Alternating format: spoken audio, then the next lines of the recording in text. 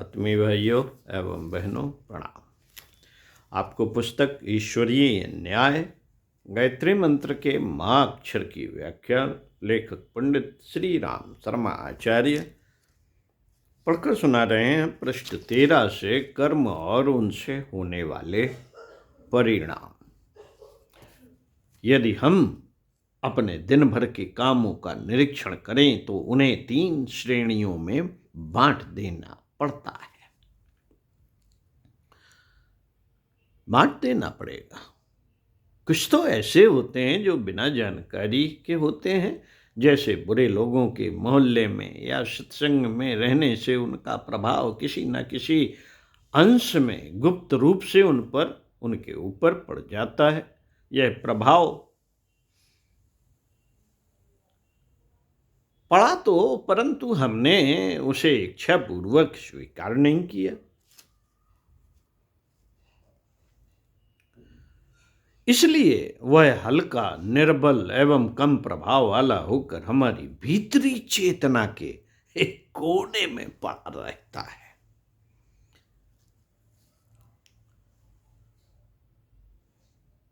ऐसे हीन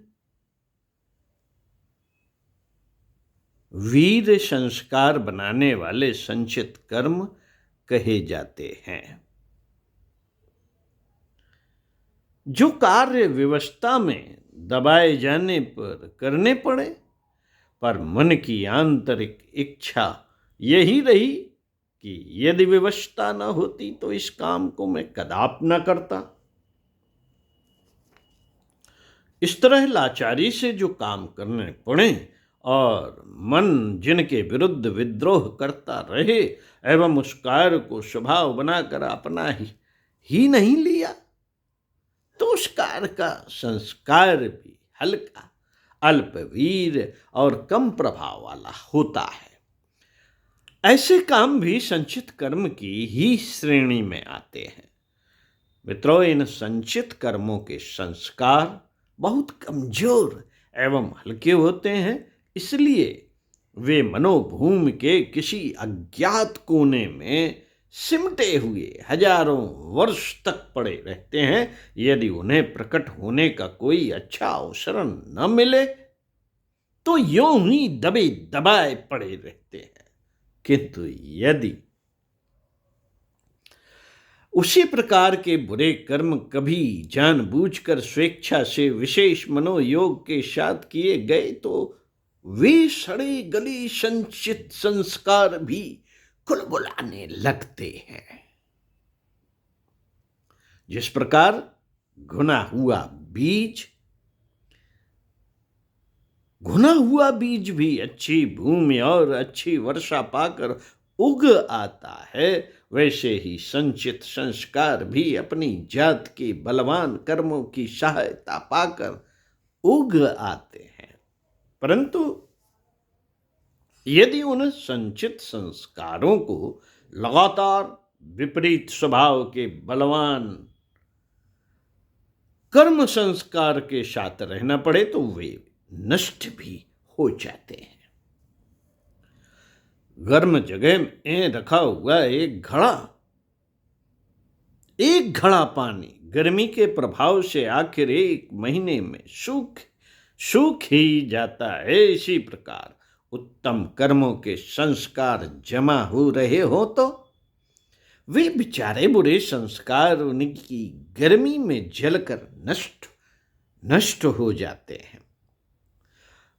साथियों, धर्म ग्रंथों में ऐसा उल्लेख मिलता है कि तीर्थ यात्रा आदि अमुक शुभ धर्म कार्य करने से पूर्व जन्म के पाप नष्ट हो जाते हैं। असल में वह संकेत इन अल्प वीर वाले संचित संस्कारों के संबंध में ही है।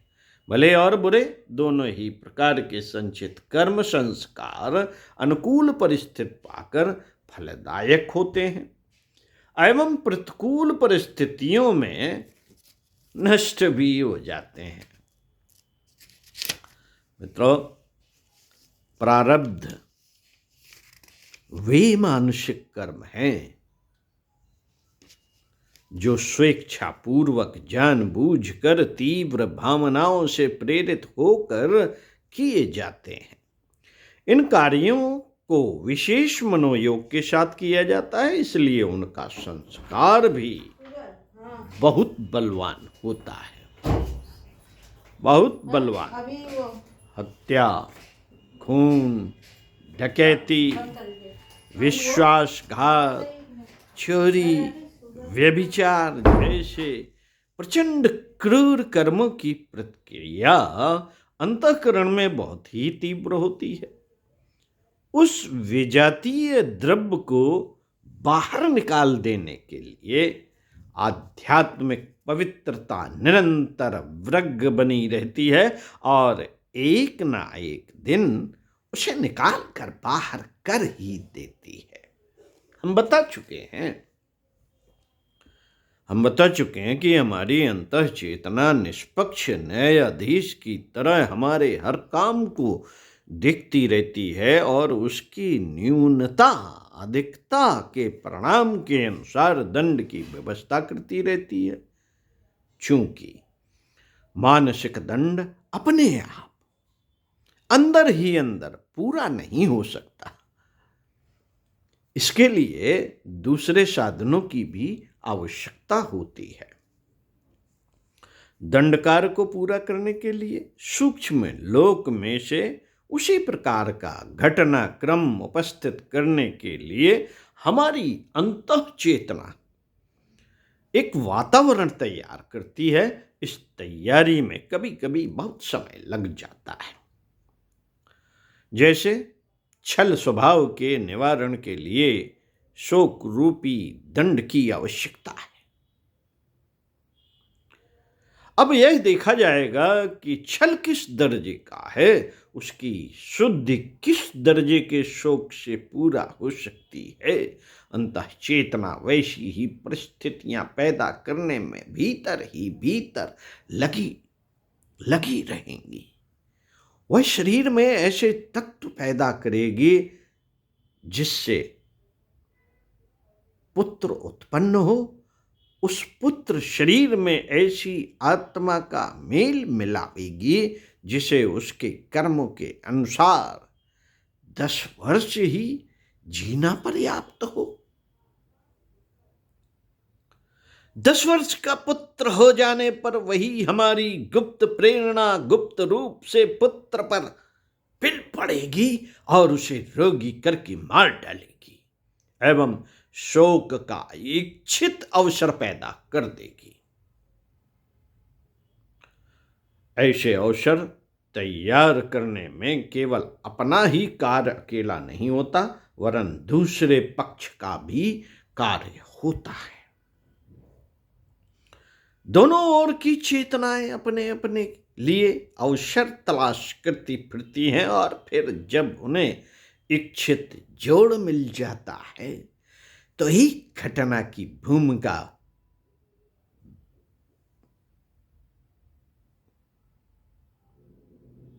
बंध जाती है। ऐसे कार्यों में कई बार 1, 2 या कई जन्मों का समय लग जाता है। साथियों, आप समझ गए होंगे कि मानसिक पापों का फल किस प्रकार मिलता है और उसमें विलंब हो जाने का क्या कारण है। दैनिक आपत्तियां क्रम पूर्वक व्यवस्था के लिए आती हैं, पर लोग उन्हें दैव का प्रकोप, ईश्वर की इच्छा, संसार दुखमय है आदि कहकर अपने मन का संतोष करते हैं। यथार्थ में ईश्वर किसी के लिए भी दुख शोक उपस्थित नहीं करता, ना उसकी किसी को कष्ट में डालने की इच्छा है और न वह संसार ही न यह संसार ही दुखमय है। मकड़ी अपने आप अपना जाला बुनती है और उसमें खुद ही फंसती उलझती लटकती रहती है। मन को अशुभ अधर्मी पापी बनाकर हम अपने लिए दुख द्वंद्वों के कांटे खुद ही बोते हैं, और जब वे चुभते हैं तो रोते चिल्लाते हैं तथा दूसरों को दोष देते फिरते हैं। यहां एक बात और भी स्पष्ट रूप से समझ लेनी चाहिए कि प्रारब्ध फल आकस्मिक तरीके से मिलेगा। प्रारब्ध फल आकस्मिक तरीके से मिलेगा, जैसे रोग से मृत्यु, मकान गिर पड़ना, धन खो जाना, गिर पड़ने से चोट लगना, अंग भंग हो जाना, आदि आदि।